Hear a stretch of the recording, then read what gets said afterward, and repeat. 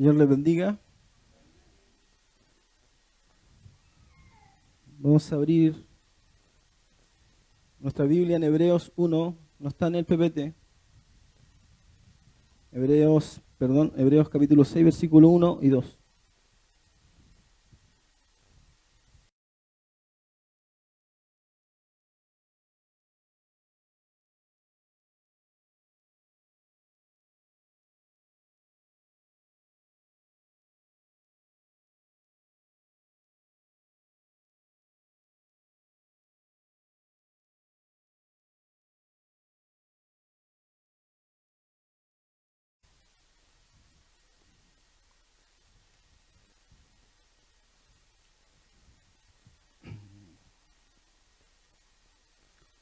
¿Lo tenemos?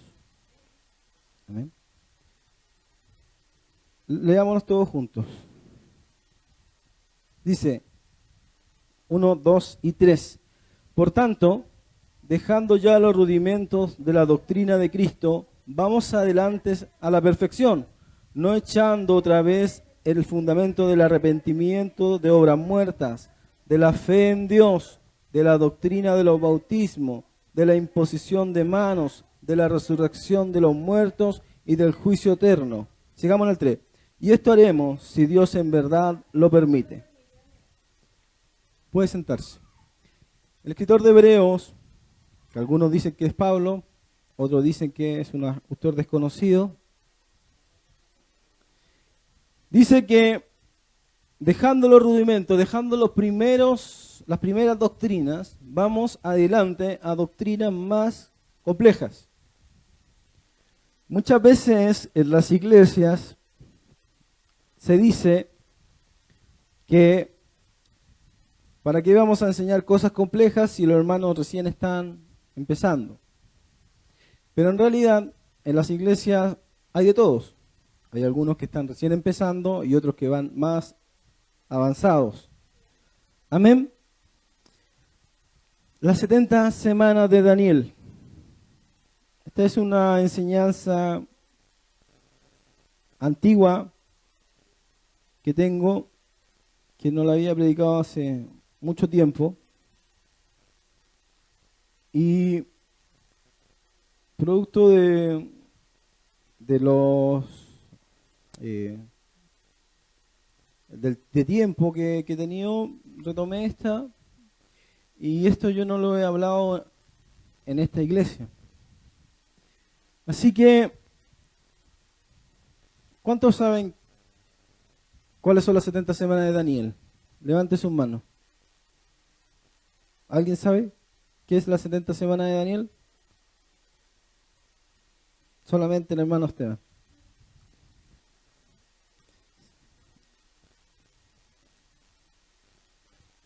Las 70 semanas de Daniel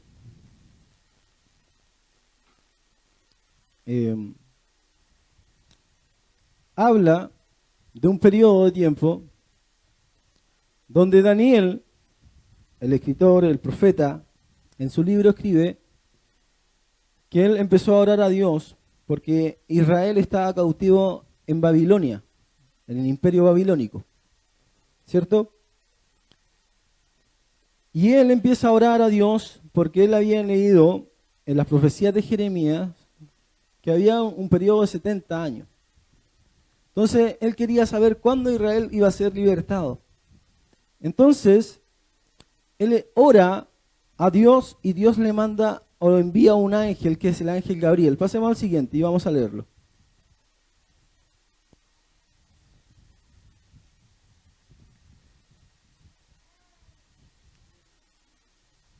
Dice Daniel, todavía estaba yo hablando y orando y de confesando mi pecado y el pecado de mi pueblo Israel.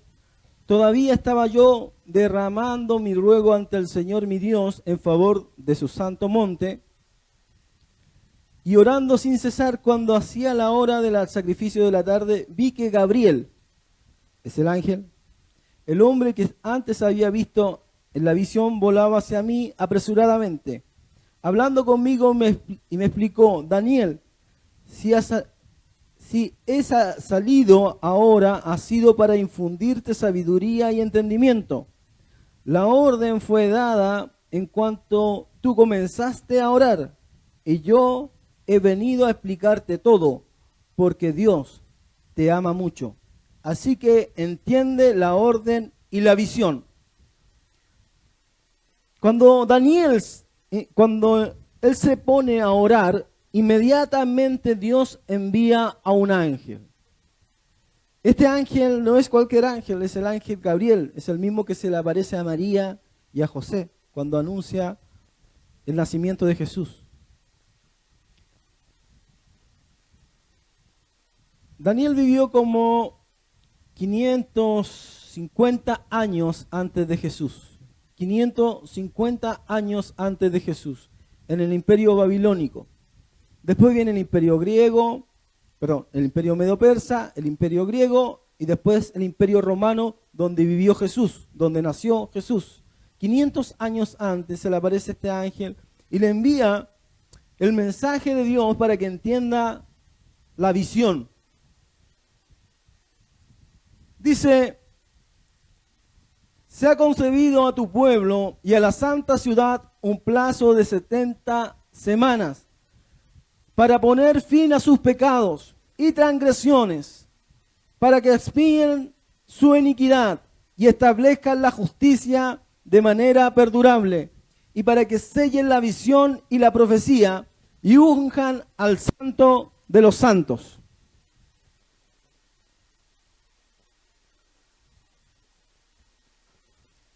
Se le había concebido a Israel 70 semanas para que expíen la iniquidad, establezcan la justicia perdurable, sellen la visión y la profecía y unjan al santo de los santos.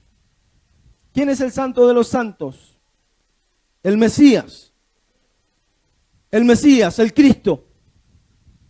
Porque esta profecía y Israel está íntimamente ligado a Jesucristo, que nosotros reconocimos como el Mesías y que Israel no lo reconoce, pero estaba ligado a 70 semanas para que se pusiera fin a los pecados y transgresiones, se establezca la justicia perdurable, sellen la visión y la profecía, y unjan al santo de los santos.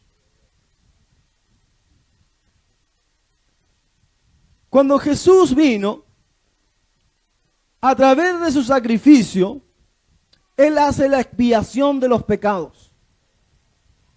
Establece la justicia por medio de creer en Él. Y sella la visión y la profecía, que significa sellar la visión y la profecía, que todas las profecías escritas en el Antiguo Testamento, 1500, 1000 años, 700 años, 500 años, antes que Jesús naciese, tenían que cumplirse en esta persona. Y ungir al santo de los santos, porque Jesús es el más santo. De todos los seres humanos, el que el apóstol Pedro dice, no halló engaño en su boca. Y esto nos habla de que la historia secular y la escritura están íntimamente unidas y ligadas. ¿Cómo yo puedo comprobar o cómo yo puedo saber? Una de las tantas formas que yo puedo saber que Dios existe, por la historia. Porque la historia me narra hechos que la Biblia profetizó. Y si este libro, que es la Escritura, no es inspirado o no está inspirado por un ser superior que nosotros creemos que es Dios, entonces ¿por qué tantas profecías, tantas cosas que se escribieron muchos siglos antes, milenios antes de que sucediesen, acontecieron? Es porque hay una inspiración divina. El apóstol Pablo decía, edificado sobre el fundamento de apóstoles y profetas, siendo la principal piedra del ángulo Jesucristo mismo. Porque, ¿qué quiere decir esto? Que nosotros no creemos en la magia, no creemos en cosas, en cuentos de hadas, o en mitos, o en leyendas. Nosotros creemos en hechos que acontecieron en la historia. Jesús nació verdaderamente, fue un hombre histórico. No solamente escrito como un mito, como una fantasía, con hadas. Él realmente existió. Y yo lo puedo comprobar por medio de hechos históricos.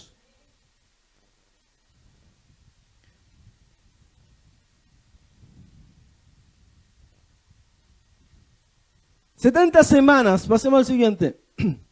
Dice, las 70 semanas, o la palabra que se ocupa ahí es Shabuá. Dice Hechos 7, una semana, pero no es semana de días, sino semana de años. En Israel no solamente existían las semanas de días, también existían las semanas de años. Por ejemplo, Levítico 21, 25:1 dice, Jehová habló a Moisés en el monte de Sinaí diciendo, hablas a los hijos de Israel y diles, cuando hayáis entrado en la tierra que yo os doy, la tierra guardará reposo para Jehová. 6 años sembrarás tu tierra y 6 años podarás tu viña y recogerás sus frutos. Pero el 7º año la tierra tendrá descanso, reposo para Jehová. No sembrarás tu tierra ni podarás tu viña. Por ende, cuando el ángel le habla a Daniel, le está diciendo 70 semanas, pero no de días, sino de años. ¿Cuántos son 70 semanas de años? Por 7 son 490 años. Desde que el ángel le habla a Daniel hasta que tenía que venir el santo de los santos, el Mesías, que es Jesucristo.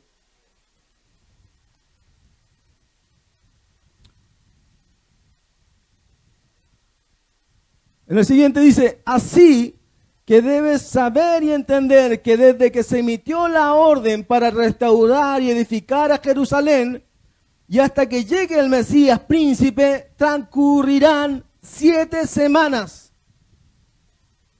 Y 62 semanas más, y luego se volverán a reconstruir la plaza y la muralla, serán tiempos angustiosos. Estas 70 semanas, para que no nos vamos confundiendo, el ángel las divide en 3 etapas. En 7 semanas, 62 semanas, y queda pendiente una semana más. Dice, así que debes saber y entender que desde que se emitió la orden para restaurar y edificar a Jerusalén y hasta que llegue el Mesías príncipe, que es Jesús, transcurrirán 7 semanas y 62 semanas más. Y luego se volverán a reconstruir la plaza y la muralla, serán tiempos angustiosos. Vamos al siguiente.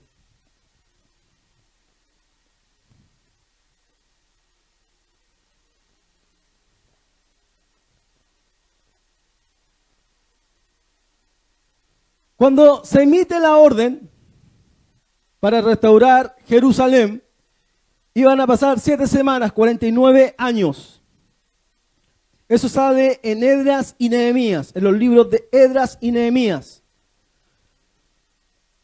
Y 62 semanas son 434 años. En total, 483 años. Desde que se emita la orden para reconstruir Jerusalén, iban a pasar 49 años. Y después iban a pasar 434 años, en total 483, hasta que llegara el Mesías. Y iba a quedar pendiente una semana, o sea, 7 años. ¿Me va siguiendo? Pasemos al siguiente.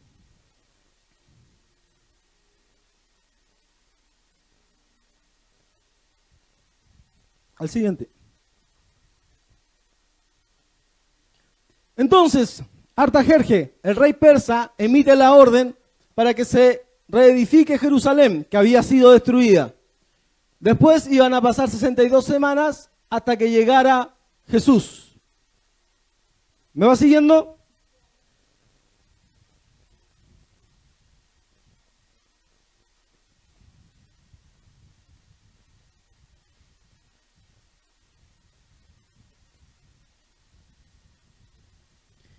Pasemos al siguiente.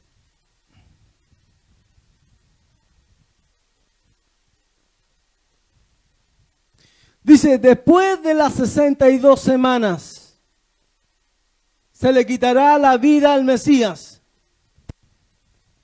sin que él intervenga en esto.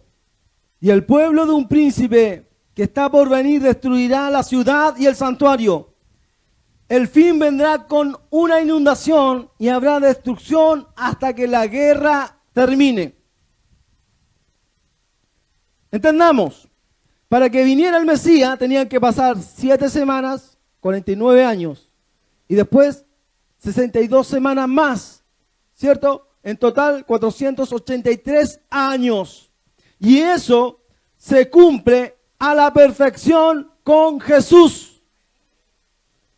A lo que voy y a lo que quiero que entienda, que finalmente las profecías que están escritas en la Biblia tienen un cumplimiento real en la historia. Los judíos rechazan a Jesús, pero cuando rechazan a Jesús, ellos están rechazando también la Escritura, que habla específicamente de las 70 semanas y la venida de ese futuro Mesías.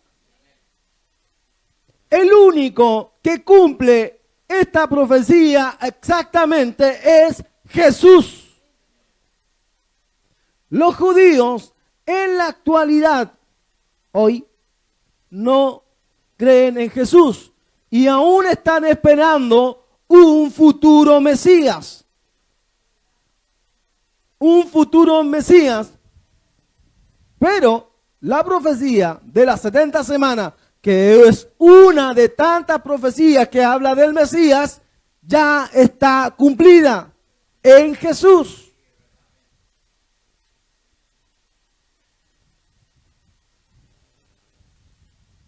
Dice, después de las 62 semanas se le quitará la vida al Mesías.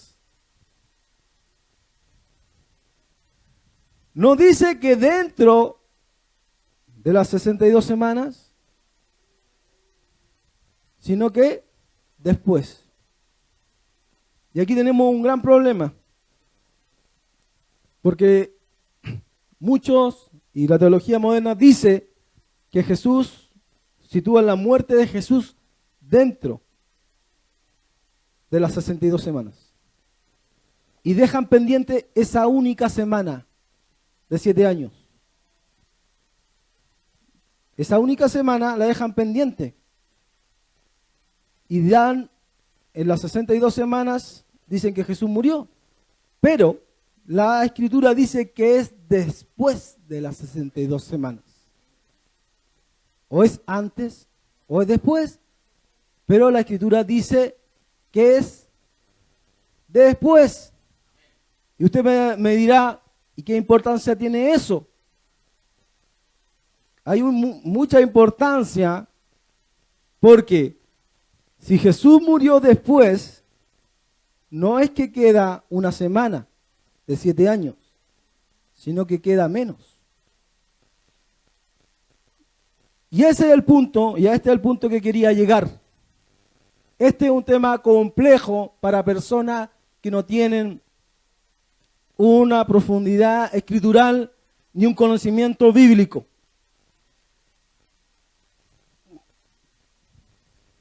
Pasemos al siguiente.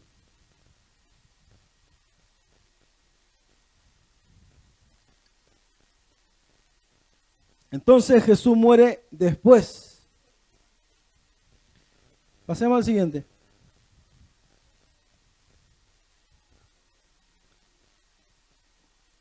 Después de las 62 semanas se le quitará la vida al Mesías. ¿Cuánto fue el ministerio de Jesús? 3 años y medio.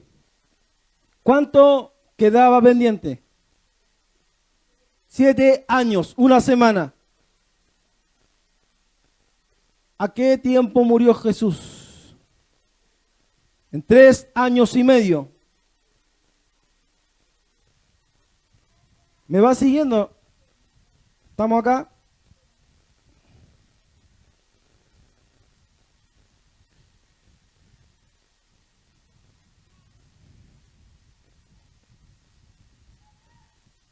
Pasemos al siguiente.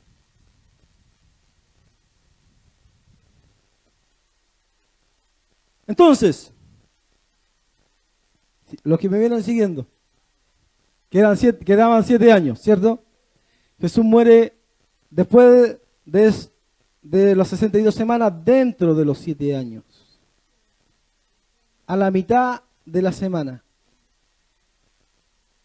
Pero quedan 3 años y medio más pendientes. Hay un acontecimiento que sucede en el año 70, después de Cristo. ¿Quiénes saben qué pasó en el año 70? Después de Cristo. Se destruye el segundo templo. El primer templo se destruye en Babilonia. El imperio babilónico, Nabucodonosor quema el primer templo de Salomón. Después, el imperio medo-persa, el rey persa Artajerjes envía a Nehemías para reconstruir Jerusalén. Antes que Jesús naciese y también después, se termina de construir el segundo templo en el imperio romano. Y el imperio romano destruye el segundo templo en el año 70. Y aquí está esta gráfica que muestra la destrucción del segundo templo.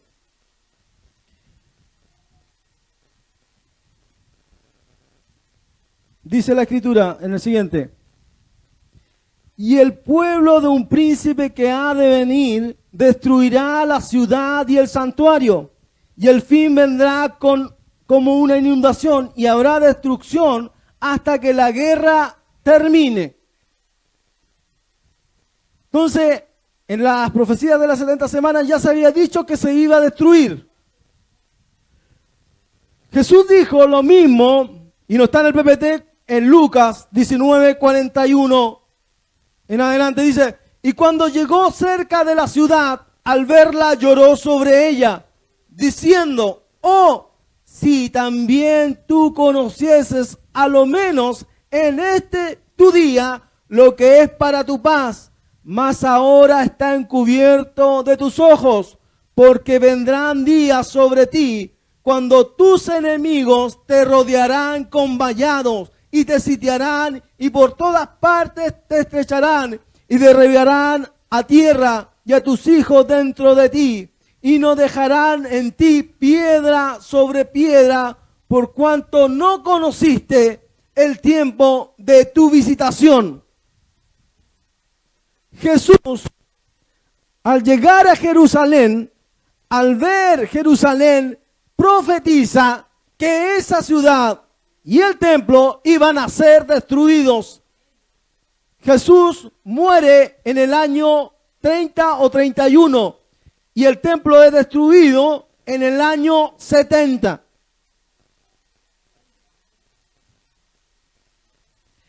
En el año 70 es destruido.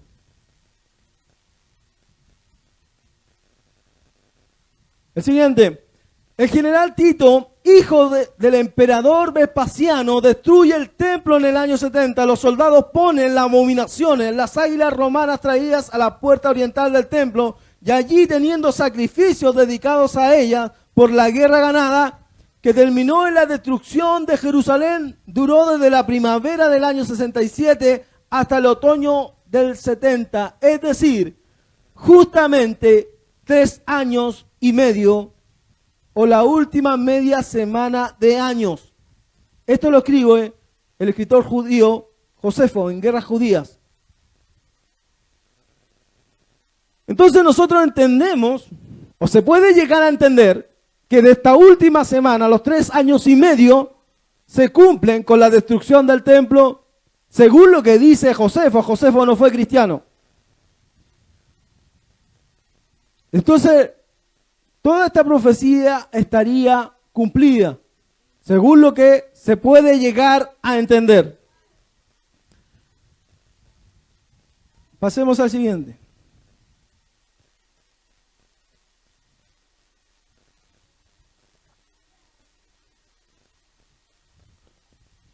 Y hoy pasamos a la última semana.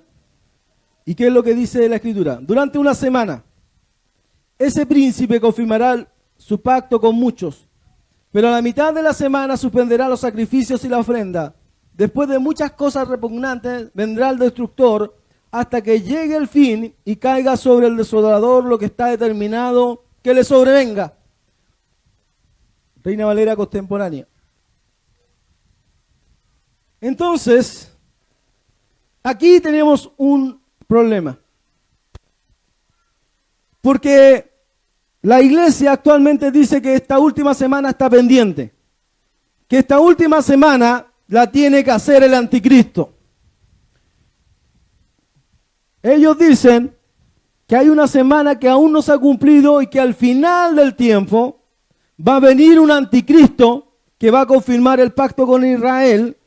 Y ese anticristo va a ser un pacto por 7 años. Y a la mitad de esos 7 años, él va a profanar el tercer templo que no está construido y se va a declarar Dios y va a perseguir a los santos. Pero lo que estábamos viendo es que finalmente hay partes, o la semana completa fue ya cumplida. Y algunos comentaristas dan a entender que el pacto que se confirmará no es el pacto que confirmará el anticristo, sino que es Jesús el que confirma el pacto. Con su ministerio y a la mitad de la semana con su muerte hace cesar el sacrificio y la ofrenda. Por ende nos quedaban 3 años y medio que dijimos que fue la destrucción de Jerusalén. Pero aquí hay una disyuntiva y hay un problema.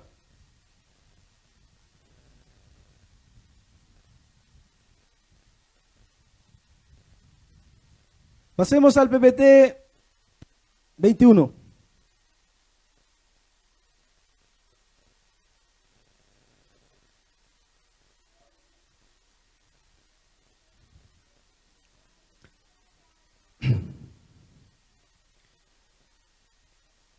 El anticristo tiene 3 años y medio solamente, no 7 años. Esto de los 7 años viene por una doctrina que se crea en el 1800, que es el dispensacionalismo. Pero la Escritura específicamente dice que solamente el anticristo tiene 3 años y medio. Dice, y hablará palabras contra el Altísimo, y a los santos del Altísimo quebrantará, y pensará cambiar los tiempos y la ley, y serán entregados en su mano hasta tiempo y tiempos y medio tiempo. 3 años y medio. Ninguna interpretación, aparte de Daniel 9:27, habla de que el anticristo tiene 7 años. Todas las otras escrituras hablan de que el anticristo solamente tiene 3 años y medio. Tiene 3 años y medio para hacer guerra contra los santos y vencerlos. En Apocalipsis 13:1 dice, y se le dio autoridad contra los santos para vencerlos. El anticristo no tiene 7 años, tiene solamente 3 años y medio. Ahí nosotros podemos ver que finalmente la destrucción del templo no fue el cumplimiento de las 70 semanas. Vaya siguiéndome, vaya entendiéndome algo. los 3 años y medio de la destrucción del templo no fue el cumplimiento de las 70 semanas. Quedaron pendientes 3 años y medio. Ese cumplimiento lo tenía que cumplir Jesús. Y vamos a ver quién van a cumplir finalmente esos últimos 3 años y medio. Después, los romanos, cuando destruyen el templo, ponen el águila romana, le hacen sacrificio y ponen esa abominación desoladora que era un ídolo muerto. Era un ídolo muerto, era una estatua, una imagen. Y a esa le rindieron culto y esa imagen significaba el reino, el imperio, el gobierno romano. Ese es nuestro Dios. Cuando los romanos fueron a Jerusalén y no ven ningún Dios, dicen, nuestro Dios es Roma, nuestro Dios es el imperio. Cuando venga el anticristo, él se va a sentar a los 3 años y medio de sus propios 7 años. Y él va a decir, yo soy Dios. Segunda de Tesalonicenses 2. Dice,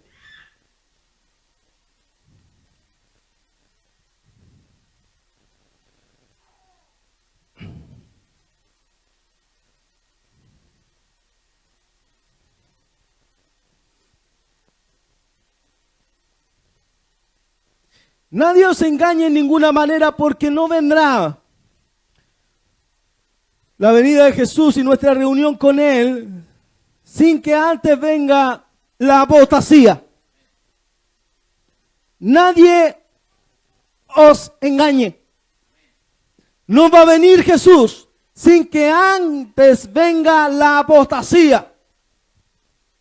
¿Qué es la apostasía?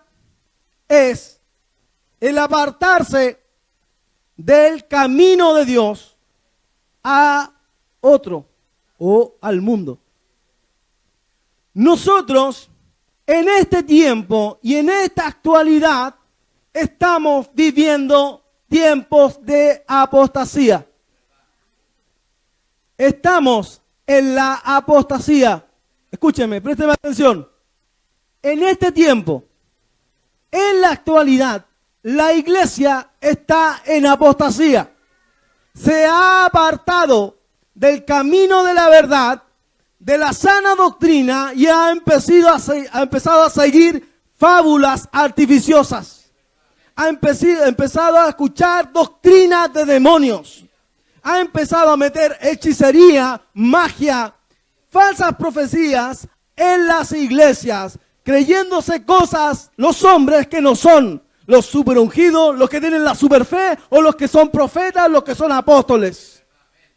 En la actualidad, la iglesia está completamente perdida, porque aparte han desechado la palabra de Dios, que es la palabra profética más segura, en la cual hacéis bien en estar atentos, como una antorcha que alumbra el lugar oscuro, y se han empezado a escuchar doctrinas de hombres, doctrinas de demonios, y han dejado de escuchar la palabra que proviene de la Escritura de Dios.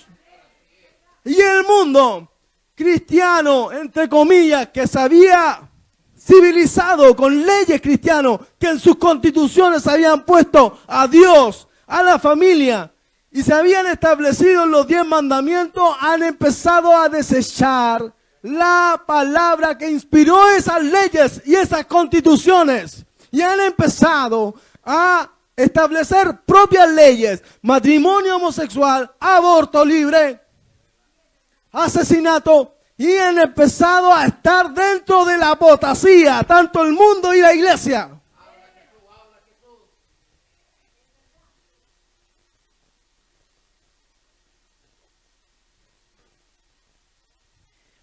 Eso es lo que está sucediendo. Dice, nadie os engañe en ninguna manera, porque no vendrá sin que antes venga la apostasía. No vendrá Jesús. No vendrá Jesús y nuestra reunión con Él sin que antes venga la apostasía y se manifieste el hombre de pecado, el hijo de perdición, que es el anticristo, el cual se opone y se levanta contra todo lo que se llama Dios o es objeto de culto, tanto que se sienta en el templo de Dios como Dios, haciéndose pasar por Dios. Por ende, en 3 años y medio que le quedan al diablo, se va a presentar un hombre en el templo de Jerusalén que no está construido, que está en ruinas, y él se va a levantar como Dios. Ya no va a ser una imagen muerta, va a ser un ser humano de carne y hueso que va a decir: yo soy Dios y a mí tienen que adorar.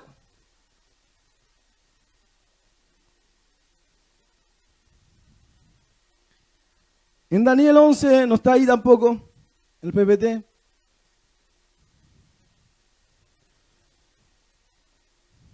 Daniel 11.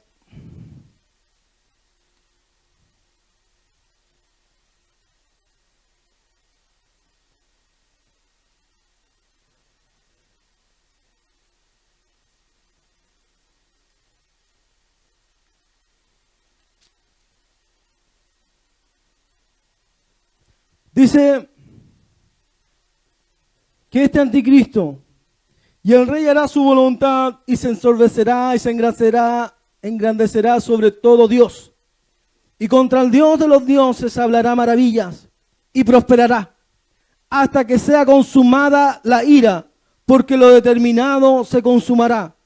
Del Dios de sus padres no hará caso, ni del amor de las mujeres, ni respetará a Dios alguno, porque sobre todo se engrandecerá. El anticristo no va a tener Dios sobre él. Él mismo se va a creer Dios. Y dice, y del amor de las mujeres no hará caso. Muchas interpretaciones dicen que esto significa que el anticristo va a ser un homosexual. A usted no le debe parecer raro que los movimientos LGBTQ de homosexuales estén tan avanzados en sus leyes y en la política. Y está claro que para que el anticristo sea un gobernante, para que sea un líder mundial, porque nosotros lo que hemos escuchado del anticristo, el anticristo va a ser un gobernante mundial, va a ser un líder mundial, va a solucionar los problemas económicos, ¿cierto? Pero él también va a ser un líder político. Y para tener todas estas personas y todos estos movimientos que nosotros vamos viendo alrededor del mundo, que se están levantando contra los mandamientos de Dios, los homosexuales, las feministas y cualquier otro tipo de movimiento político va a estar de acuerdo con él. Y él mismo va a ser un homosexual, porque va a llegar al colmo del pecado en su vida. Él se va a mostrar como un ser bueno, como muchas personas se muestran como seres buenos. Quieren decirle a usted: nosotros somos los buenos y ustedes, los que están en la iglesia, son los malos. No le parezca raro las quemas en las iglesias evangélicas y católicas, porque lo que están atacando no es al católico ni al evangélico, están atacando a Dios. Y lo que representa a Dios en usted, los mandamientos que usted guarda, lo que usted cree, sus fundamentos. El cristianismo siempre ha ido contra el mundo y contra sus creencias. El cristianismo siempre nada contra la corriente del mundo. Y las personas creen que ellos van a poder identificar al anticristo. Ellos van a ser parte del anticristo. Ellos van a estar al lado del anticristo. Y para ellos va a ser un hombre justo y bueno, porque va a aprobar sus leyes, sus creencias. Y los únicos que podrían hacerle frente o no estar a favor del mundo ni de sus creencias son los cristianos y los judíos. Y por eso nosotros vamos a ser atacados. Los que estemos en contra del mundo. Apocalipsis 13 dice: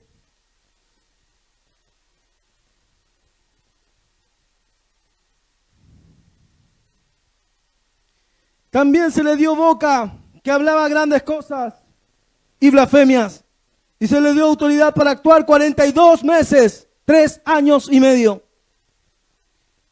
Y abrió su boca en blasfemia contra Dios, para blasfemar de su nombre, de su tabernáculo, de los que moran en el cielo, y se le permitió hacer guerra contra los santos y vencerlos. También se le dio autoridad sobre toda tribu, pueblo, lengua y nación. Y lo adoraron todos los moradores de la tierra cuyos nombres no están escritos en el libro de la vida del Cordero que fue inmolado desde el principio del mundo. Si alguno tiene oído, oiga. El que tiene que ir preso a prisión irá. Y el que alguno mata a espada, a ese debe morir a espada. Aquí está la paciencia y la fe de los santos.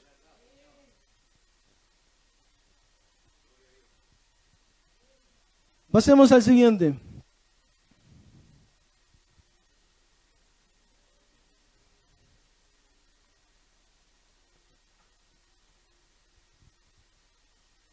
El anticristo va a aparecer con otra persona que se va a llamar, o se le dice en la escritura, falso profeta.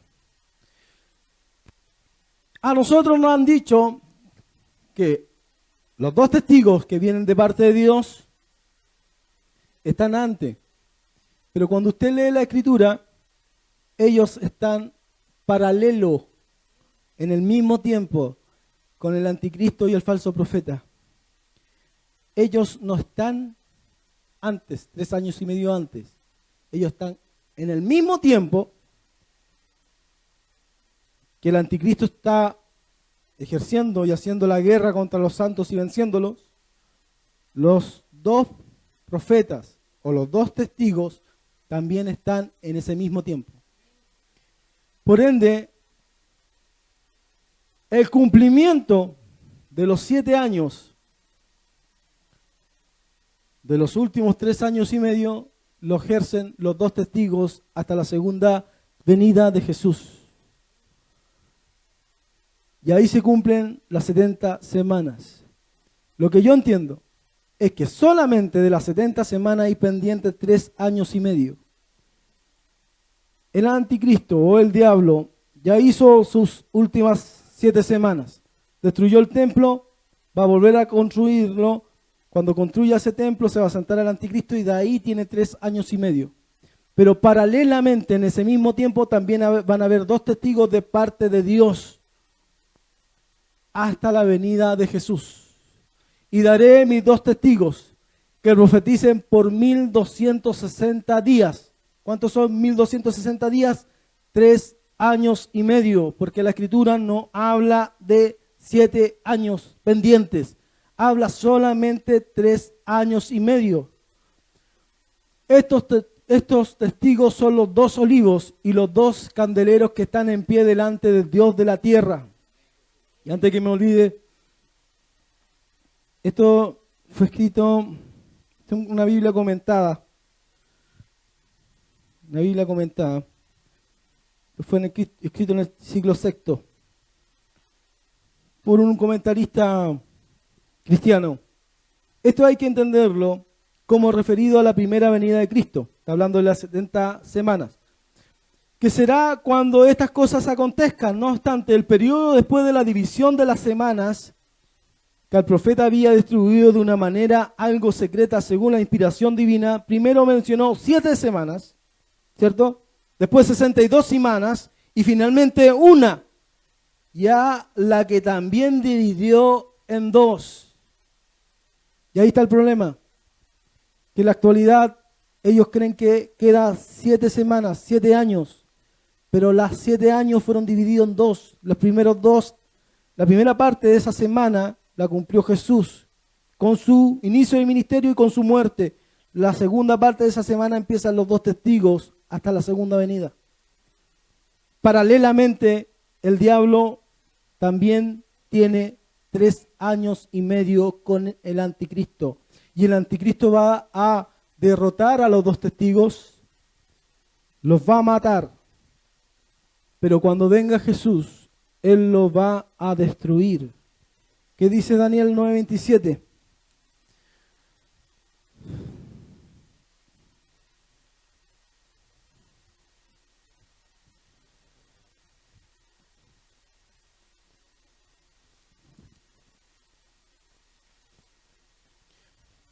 Y por otra semana confirmará el pacto con muchos. No es el anticristo de Jesús. A la mitad de la semana hará el sacrificio y la ofrenda. A la mitad de la semana. Después, con la muchedumbre de las abominaciones vendrá el desolador, que es el anticristo, hasta que venga la consumación. La consumación es el final del tiempo. Y lo que está determinado se derrame sobre el destructor o el desolador, que es el anticristo. Nosotros tenemos que estar confiados en el que hemos creído. Nosotros estamos del lado correcto, no del incorrecto. Estamos del lado de la verdad. Estamos del lado del verdadero. El mundo cree que está haciendo las cosas bien. Se creen los justos.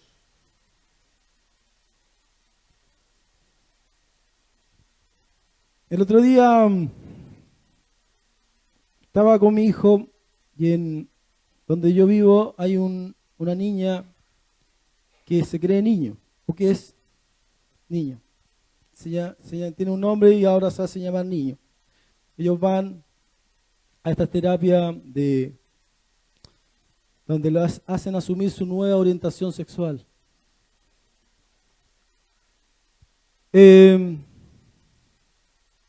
Lo que nosotros vemos en este último tiempo es la confusión de las personas.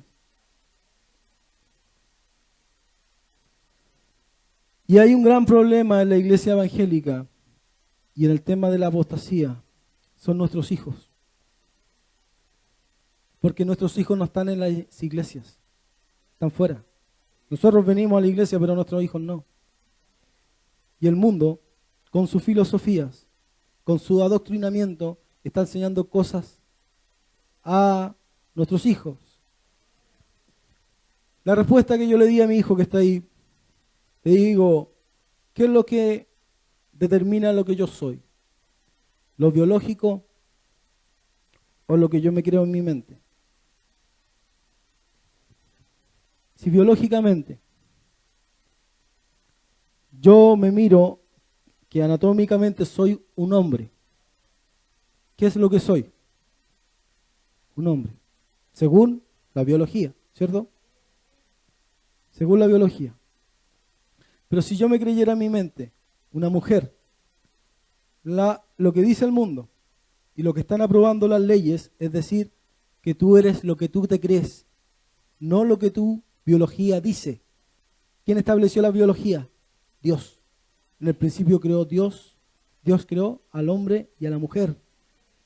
¿Qué es lo que determina lo que tú eres? La biología. Si yo, por más que yo me crea Superman y me subo a un edificio y me tire del edificio creyendo que yo puedo volar, no voy a volar. Hay un hombre en Canadá que tiene como la edad del pastor. No es el pastor, pero tiene como la edad de él. Se cree una niña de 6 años. Pero como las leyes ya están aprobadas allá, él es una niña de 6 años porque se cree una niña de 6 años. La adoptaron unos padres a un hombre de más de 50 años. A un hombre de más de 50 años lo adoptaron como que fuera una niña de 6 años. Toda su biología dice que es un hombre de 50 y tantos años. Y él estaba casado y tenía hijos. Entonces, ¿qué es lo que está determinando el mundo? Que los problemas psicológicos y mentales que tienen las personas es lo normal. Y han dejado la palabra de Dios. Creyéndose sabios, se hicieron necios y dejaron la verdad de Dios por la mentira. Están haciéndole un daño no solamente a la sociedad, sino también a toda la descendencia, confundiendo a nuestros hijos que ahora, producto de leyes, van a empezar a ser adoctrinados por el Estado y no por sus padres, quitándole a cada uno de ustedes la potestad y la autoridad que tiene usted para educar a sus hijos en la religión, en la creencia y en los valores que usted quiera como padre. Y el Estado le va a decir a usted, usted no le puede enseñar nada a sus hijos, el único que le puede enseñar algo es el Estado. ¿Y cuál es esa filosofía? ¿Cuál es esa moral? La que ellos determinan que es la correcta, que es contraria a la que usted tiene. Nosotros no nos estamos dando cuenta, o la iglesia no se está dando cuenta, que estamos entrando en los últimos tiempos y estamos preocupados de otras estupideces. Estamos preocupados de llamarnos, tener títulos, ser grande, tener una gran unción, de tener grandes masas de personas, y no le están enseñando la palabra de Dios. No le están enseñando la palabra profética más segura, en la cual hacéis bien en estar atentos, como una antorcha, como una lumbrera, que alumbra el lugar oscuro. El mundo, sus doctrinas, sus ideologías, sus creencias son oscuridad. El único que puede iluminar al mundo es la palabra de Dios, con la verdad de Dios. No con la verdad mía, con la verdad de Dios. Pero el mundo ha entrado en la confusión y ha entrado en no saber ya qué es ser hombre ni qué es ser mujer. Porque ese hombre que tiene 6 años, si se le ocurre tener un noviacito o un pololo de 6 años, ¿lo va a tener? Porque se cree en su mente que tiene 6 años, pero entonces puede tener un pololo de 6 años y violárselo. ¿A qué etapa está llegando el mundo de confusión? Y no nos parezca raro, porque a este último tiempo y a esta última parte del mundo, la Escritura lo llama Babilonia, que es confusión, que es tiniebla, donde han dejado la verdad de Dios por la mentira. Póngase en pie. Vamos a orar.